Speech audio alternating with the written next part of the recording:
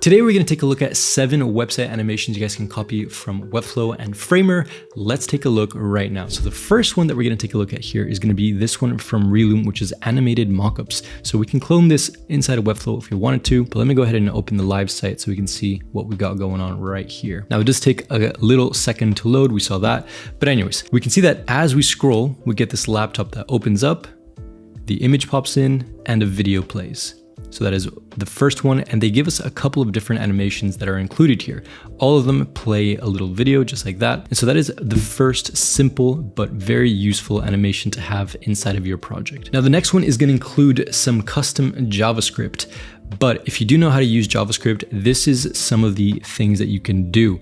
We have these pills here that I saw recently in another project. And what was really interesting about this kind of functionality is that I was on that site for a couple of minutes just playing around with the tools that they had here. So being able to add this interactivity to your site allows the end customer to, number one, have better feelings about it because they're like, oh yeah, I remember that site that had the cool interactions and we could play around with all these things. Number one, that, and number two, it's just memorable. It's something that people can actually talk about and be able to reference back and say, you know what, let's do something like this, or we can actually incorporate this into our own project. Now in this case, we have this person's capability of what they can actually include in their work. So web animation, migrations, maintenance, motion design, SaaS, white level, WordPress to Webflow, Webflow development, GSAP. And so it's kind of making me look for all these things, and I'm just kind of playing around with it.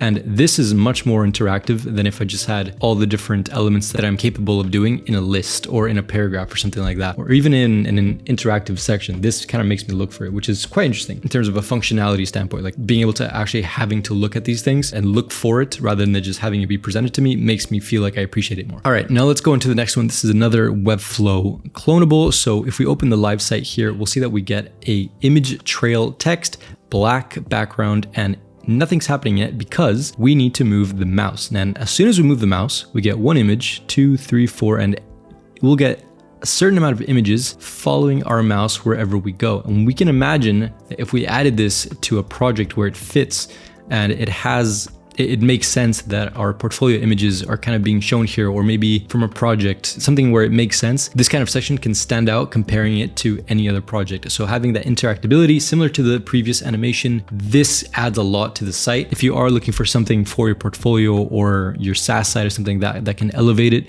that much more. Now, this isn't gonna make you rank higher on Google or load faster for Google either, but it adds that memorability to the site, which is something that's very important as well when it comes to building a reputable website like this. Next up is going to be this site built with Framer, and I'm going to leave the links to everything in the description so you guys can go ahead and check them out. So this site's really cool because we can use our mouse to drag around and explore the full page.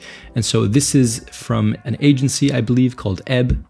If I go back, we can see that there's a couple of animations here that are quite nice. Number one, the mouse disappears and we get this circle. Couldn't come up with that name of the shape. We get the circle with scroll to start change. So I'm gonna keep scrolling, keep scrolling, keep scrolling, and we can see that the word changed into ebb.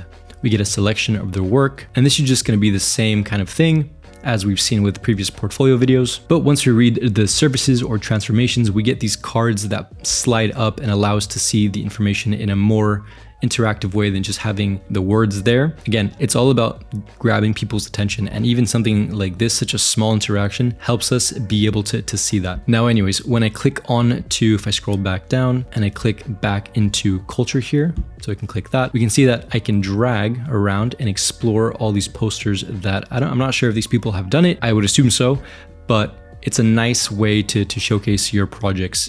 Well, what could be really cool actually is if this was your entire portfolio, and on clicking it, just like this pops up, we took it to the CMS portfolio page. Now, I'm not entirely sure how we would do that with CMS. Without CMS, I think it could make sense. It could be easy enough. But anyways, I'm gonna leave the link to this one in the description in case you guys wanna replicate it. So let's go ahead and finalize this one and see if there's anything else. Stay up to date. If I click that, it'll open up something, or sign up to the loser. Okay. Anyways, let's go ahead and take a look at the next project here. All right, so this one is quite incredible.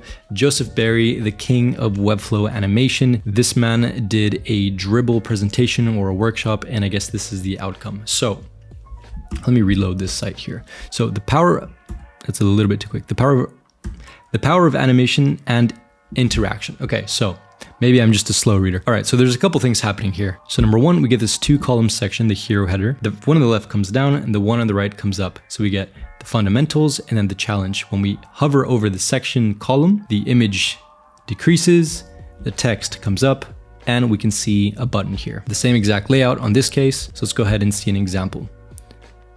All right, first thing that happened there is the page transition. Let me reload a couple times so you can kind of visualize what is going on here.